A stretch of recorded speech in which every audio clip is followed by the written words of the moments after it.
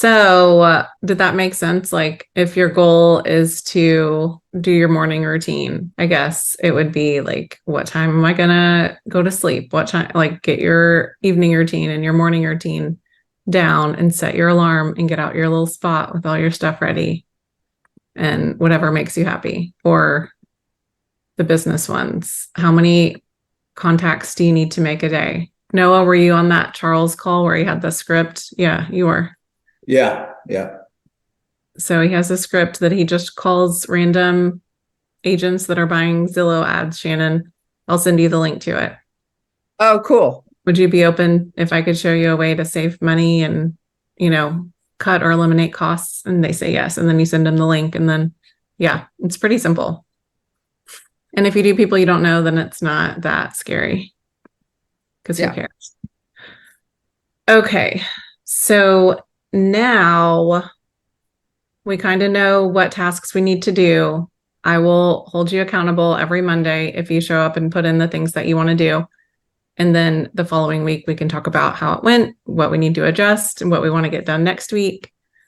And then the next thing he really talked about was like planning and prioritizing and staying productive. Some of the things that he said that were interesting were, don't start your day until it's finished on paper.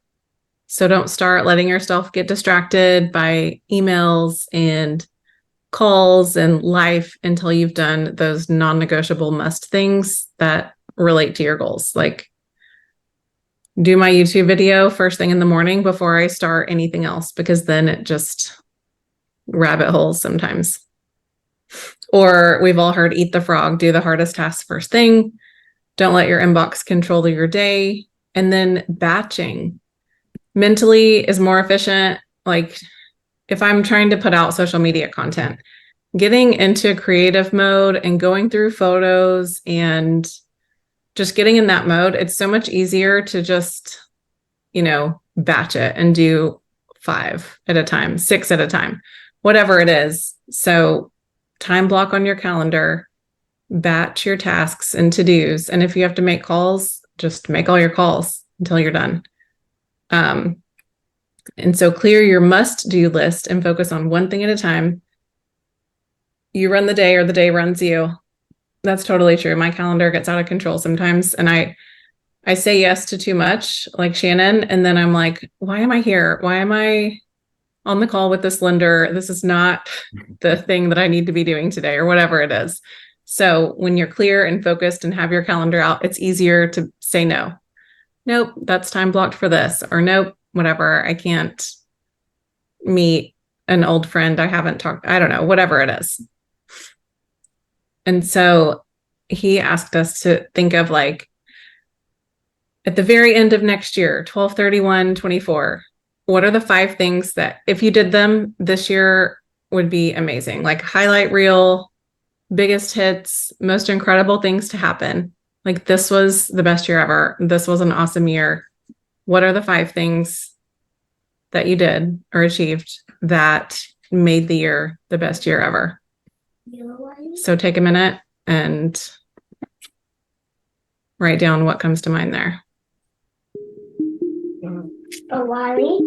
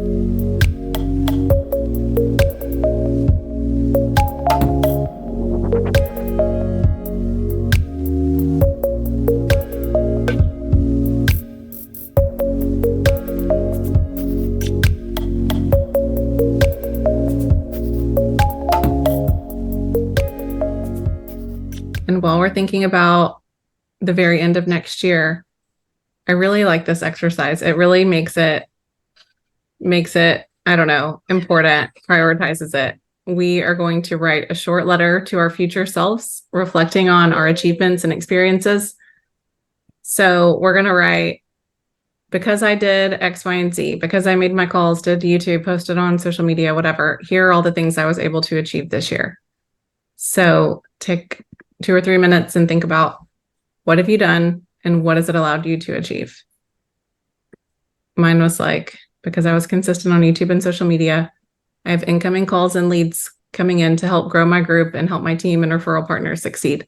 I have more time to spend on culture and implementing systems.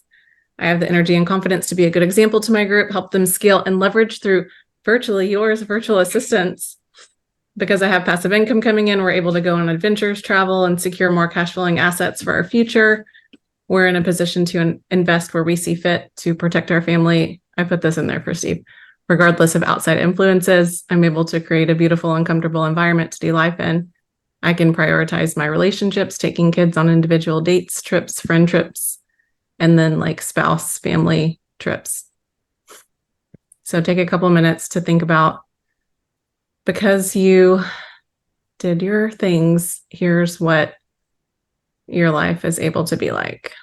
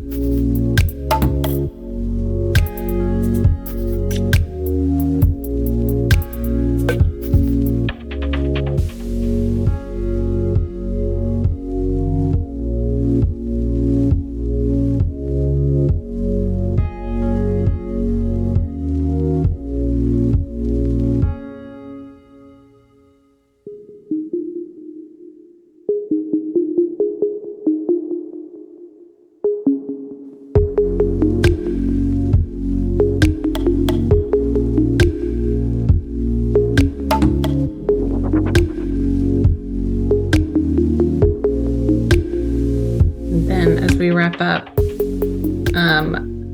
we are going to go the opposite direction and think of the consequences of neglecting our goals. And we're going to think of who it affects and write an apology letter to yourself or someone else who might be impacted detailing what we are not able to do or achieve or experience because of this. So, like, whether that means you're working every Saturday and not able to spend time with your family. Mine says, because I was not consistent on YouTube and social media, I'm constantly wondering and hoping where my leads will come from and feel like I have no control over my business or my calendar. Kids, I'm sorry. We always have to choose what to pay and never have money for anything extra. The vacations and adventures I want to go on are just a faraway dream, and I stress out, providing for my family to do fun things, always stressed and working. We fight about money often. If my kids or parents need medical help, therapy, whatever, like, sorry, it's rough. It's like, this is an ouch one. But just think, in a year from now, you're going to have to read one of these letters to your kids' family or self. And which one will it be? A lot of times people are more motivated by the pain of not doing it than the pleasure. I mean, it's really like, pick your pain. It's either the pain of discipline and doing all these things that are, sometimes not what we would love to be doing, or the pain of regret and the pain of, not accomplishing. That's rough, huh? One guy in the class was like, my coach taught my kid to ask me if I loved them every night. And if I didn't make my calls, I had to answer no. I was like, oh my God. Oh, wild. I know. I was like, yeah, because somebody at one of those conferences said to get down on your knee and look at your kid and say, like, sorry, we're not able to go to Disneyland. Mommy didn't do her things or something. And that was bad enough. I'm not telling my kid I don't love them. But anyway, let's take a few minutes and think about kind of your apology to yourself for just spending another year being a victim to your circumstances and spending all this money on all the things and then not doing them.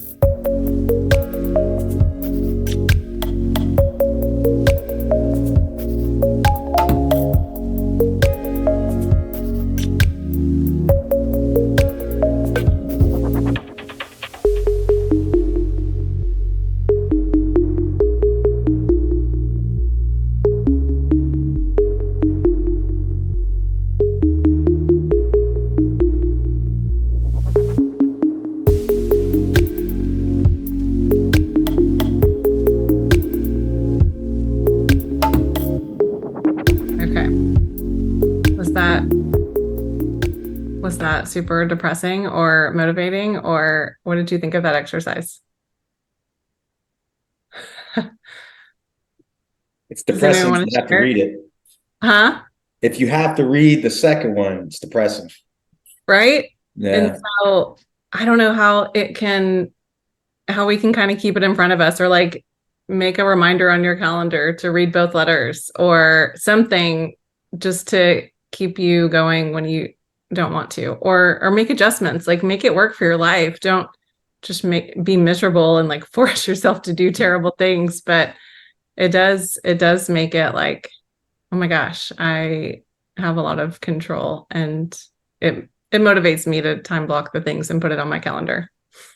Yeah. I mean, you just gotta, I don't know, for me, it's just gotta, I think you just have to trying the different things until you find the groove. You know what I mean? Like I'm working through like finding the social media groove that works for me. You know what I mean? Because it's one of those things that I despise. So I'm having to force myself to play the game, so to speak. Yeah.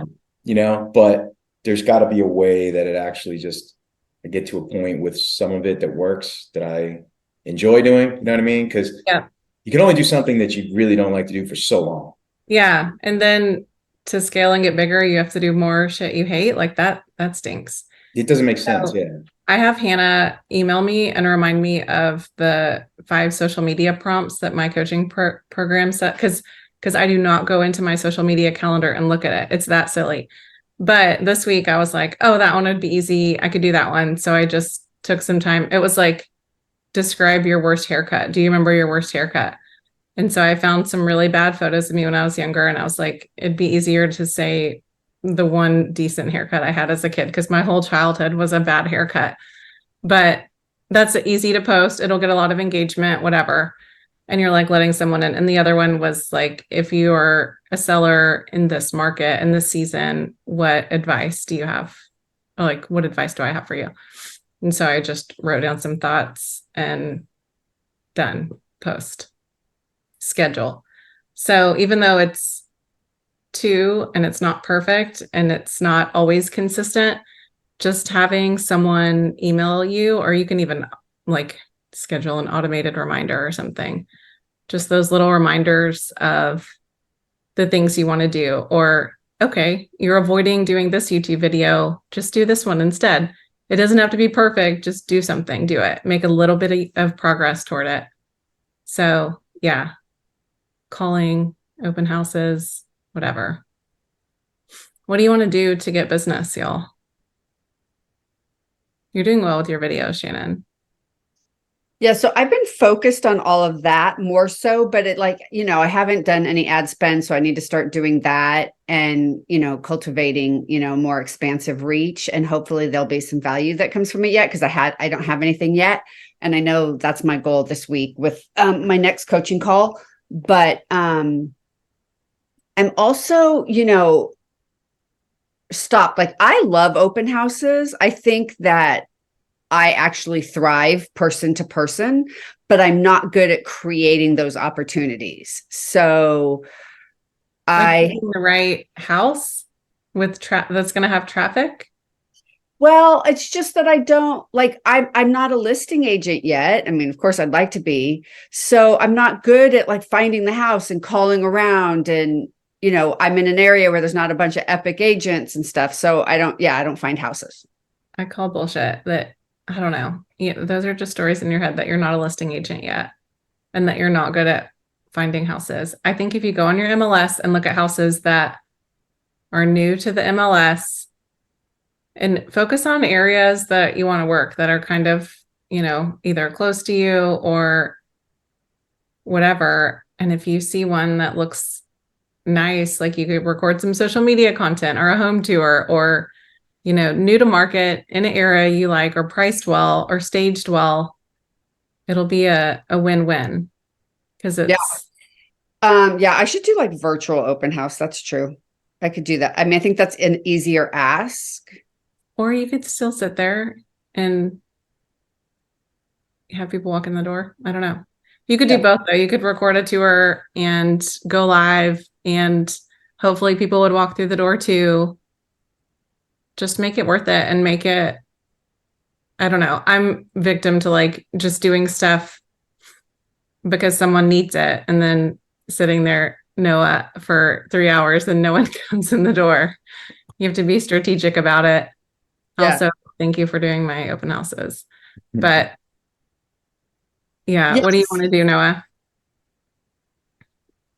Well, I mean, I've got to get on, eventually just push myself to get on the video train, I guess.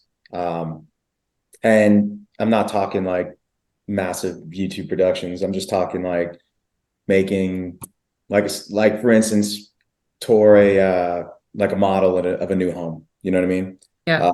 Just like you were saying, just do a tour and stick it on Facebook or wherever. But hey, this is the neighborhood over here, Parkside on the river, and here's the home. And I maybe try one or two of those, see how it goes. You know what I mean? And then eventually, like honestly, I'd probably do like first one video a month. You know what I mean? Just like time wise, it's I know we're all super busy, you know what I mean? But it's like literally it's just I don't have that kind of time to I guess drive around looking for videos to make. I don't know. Yeah. But No, you can do a lot from just your house. Shannon, does your guy recommend putting them on YouTube as well, even though they're shorts and reels, or do you just do TikTok, Instagram, Facebook? I'm not even doing that. Like right now, I'm just putting them on Instagram. And I think that I need to be expanding it dramatically. And I need to talk to him about that. But I think he was trying to just get me consistent on something for once, and I have been.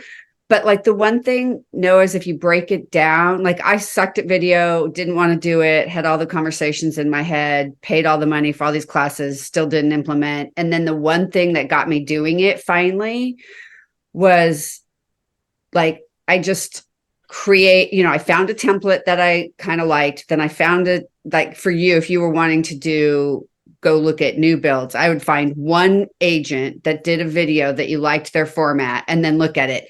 Okay, break it down. It's six pictures that just scroll and make a video, or there's some video clips or whatever. Break it down into a number and then just duplicate it. And then one day write a list of all the new builds in your area, then pick a calendar date, like do most of your work first on paper, and then you just start executing and you just do it the same way every time. Figure out how you're going to edit it. You're going to use like Clip Cut or whatever, or if you have a VA. But do the system first before you start implementing, because then you'll do it. And go to Parkside on the River, but walk through each builder's model. Do 5 videos while you're there or whatever it is. So then you can schedule them out for once a month and you'll have 5, and you can go to a different neighborhood and fill in the gaps, or just do a different, here's whatever about Leander. Here's new stuff. Leander's getting an early childhood, all this stuff. I get these community impact emails every day, and it's a lot of local specialized stuff, Leander, Liberty Hill, whatever you want to focus on.